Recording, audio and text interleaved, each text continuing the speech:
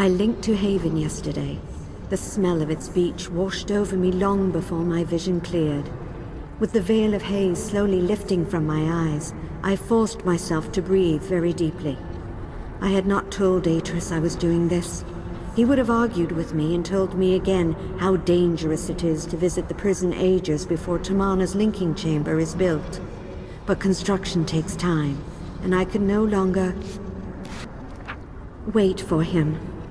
The sight of the shipwreck rising out of the sea filled me with unexpected dread.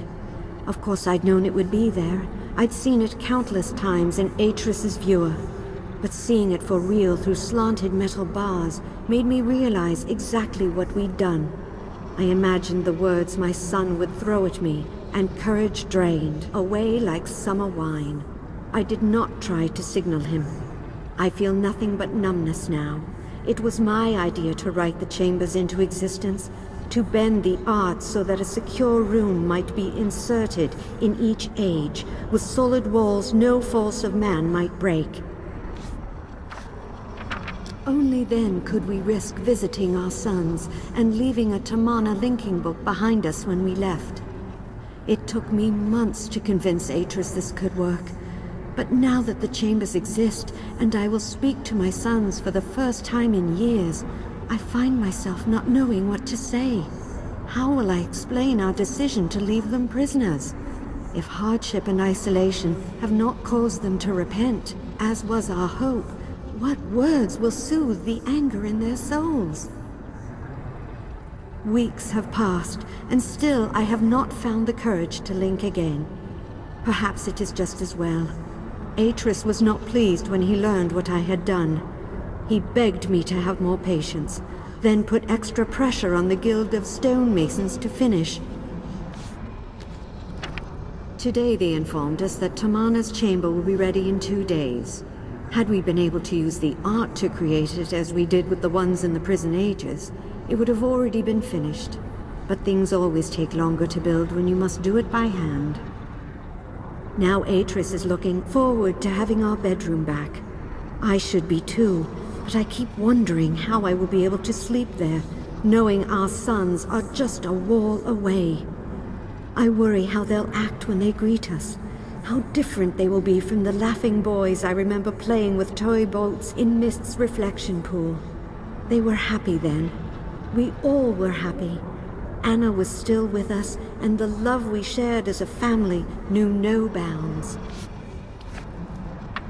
Then Anna died, and our cozy world unraveled.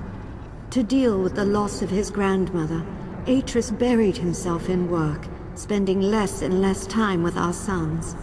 At 8 years old, Cirrus must have seen this as rejection, but even then his pride was too well formed to let it show. And as for Achenar, he'd never known how to appropriately channel his emotions. I do not excuse the crimes committed.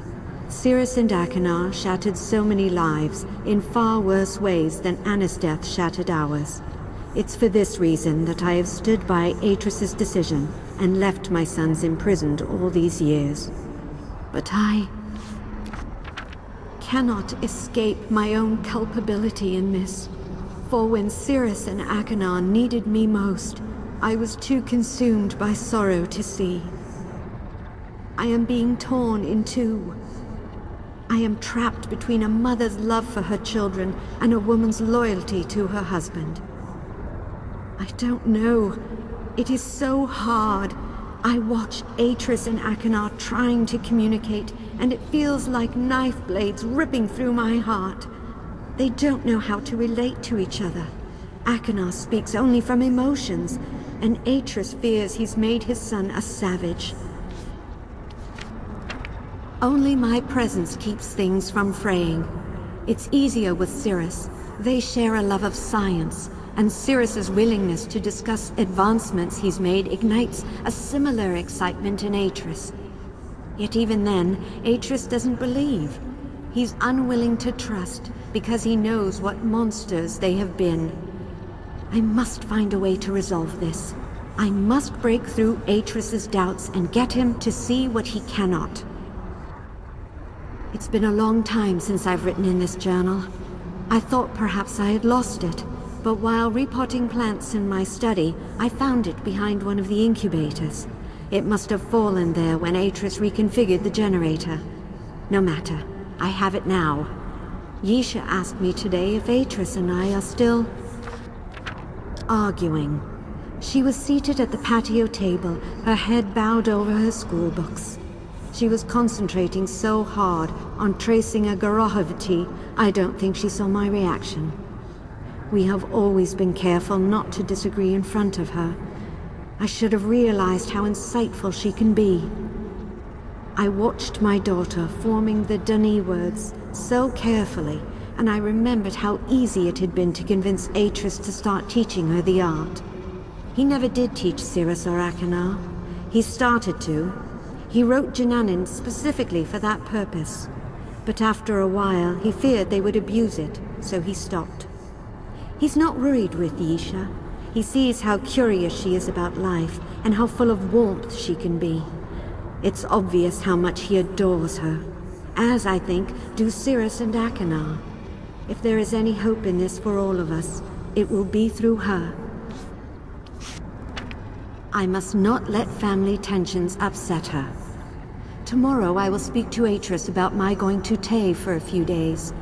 Perhaps time away will help me gain perspective and discover what it is I need to do.